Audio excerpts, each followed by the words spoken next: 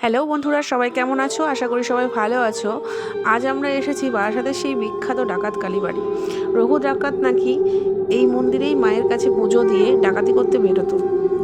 480 বছরেরও বেশি পুরানো এই মন্দিরটি। বহু দূর দূরান্ত থেকেই নাকি ভক্তরা আসে এই মায়ের কাছে পুজো দিতে। আর মা নাকি কাউকেই খালি হাতে ফেরায় না। অনেক ভক্তরা এই মায়ের কাছে মানত করে গাছে ঢিলা বেঁধেও যায়। কিন্তু এই মন্দিরে মায়ের কোনো মূর্তি নেই। অশ্বত্থ গাছকেই মায়ের মূর্তি রূপে পুজো করা হয়। লোকমুখে কথিত আছে যে রঘু ডাকাত নাকি তার দলবল নিয়ে এই অশ্বত্থ গাছতলাতেই বসবাস করত এবং মায়ের আরাধনা করত।